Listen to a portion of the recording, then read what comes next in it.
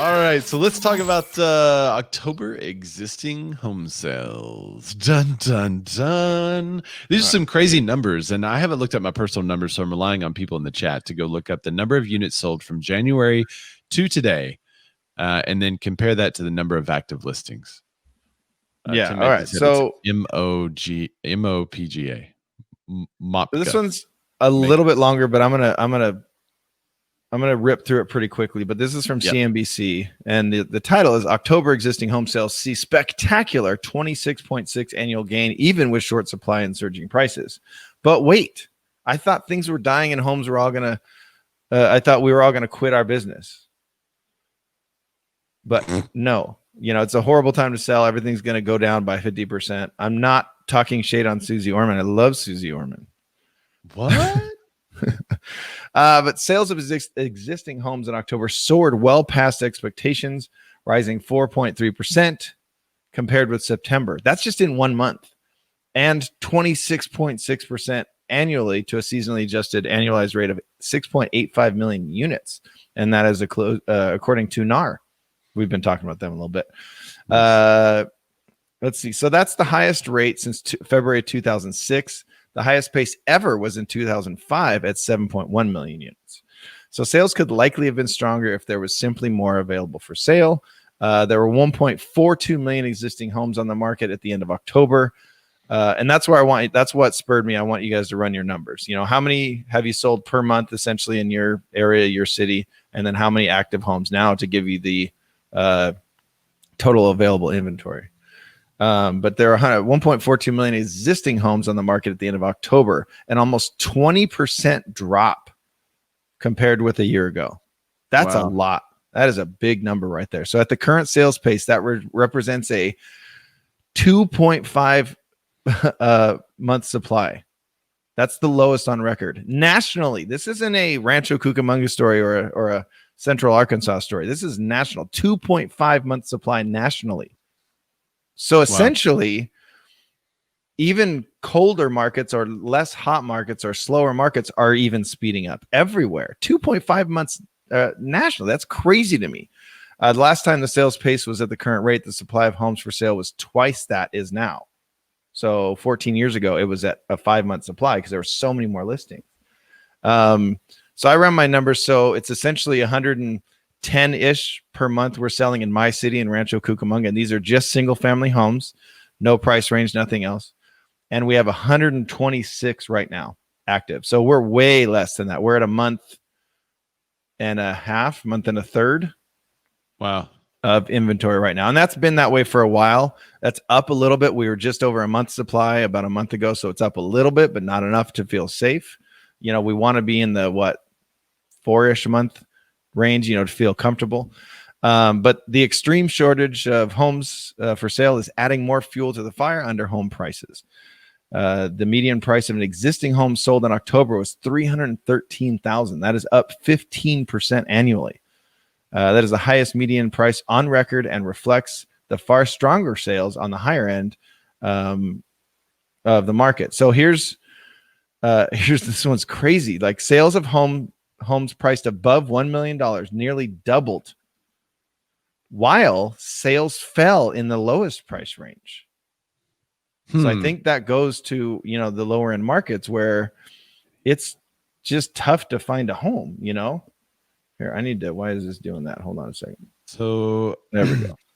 Run my numbers. So Clayton Fernando Shrimp says, did I miss the fun? Yeah, you're going to have to catch the Be More Chopped on that one, my friend. It was good. Okay, so I've got to October. I just did to October because I know there's going to be some that close later in this month, right? Yeah. Contract. So I did 2,885 in our city. I divide that by 10 because I'm just going to October. It's 288 sold per month. All right. So when I look at current active properties, I'm going to take off those ones that are have an escape clause, or at least the ones that are taking back up. Well, while you're doing that, there's 2 quotes here from this article. Now, the first one is from Danielle Hale. She's the chief economist over at realtor.com. Okay. So she says mortgage rates could tick up in the months ahead and test the strength of the seemingly unstoppable housing market. She goes on to say, additionally, rising Rona cases, and I put the Rona in there because if we mention it, we get whatever. Rising Rona cases could also dampen sales. This spring, we saw both buyers and sellers hit pause on their plans in areas where the Rona spread was prevalent. While buyers were relatively quick to resume, sellers have come back more slowly. Okay, right? So a little bit of a negative or doomsdayer kind of point of view, right? Now, this one is from Lawrence Yoon, who is the chief economist for us at NAR. He says, it's quite amazing. A notable change in the tone. It's quite amazing. Even if the home sales were to go down to 6 million, I would be happy. The surge in sales in recent months has now offset the spring market losses. With news that the Rona vaccine will soon be available, and with mortgage rates projected to hover around 3% in 2021, I expect the market's growth to continue into 2021. How different are those two quotes from the same article? Yeah, that's pretty crazy. A doom and gloom, but wait, there's more good news. Right, and they both hold the same job, the same exact job, just for different entities, but yeah. So we have about a 2-month supply. Just over 2 months supply is okay. That's crazy in Central Arkansas. Yeah, that's pretty low for us. And when it gets down to a 2-month supply, that's for the whole city. Normally, like for parts of the city, it'd be like 1 to 2, but that's for the whole city. Is just over a 2-month supply. It's pretty crazy. And then if you go back to Melissa's numbers, I think 186, and she has 3 something. She has about 2 months. Let's see. Yeah, it's way up here. I think it was roughly 2 months. 182 per month and 364. It's exactly 2 months. So, right, yeah. Wow, fast math, man. Yeah. So yeah, about 2 months. That's really interesting. 4 to 6 is considered balance, and then we're way off that. Yeah, we're just over a month, so we're way off that balance. But interesting. So essentially, go out there and door knock or call and get more listings. Yeah. At least try to make yourself known somehow. And for all those folks that have been using HomeSnap in order to make yourself known to you and your clients, I wonder if that's still going to work. Why would that be, Ray? HomeSnap just got acquired. Oh, wait, y'all can't see what I'm seeing. Hang on. 1 second. I can see it. You're sharing your screen or whatever you're right. There it is. CoStar, Mike.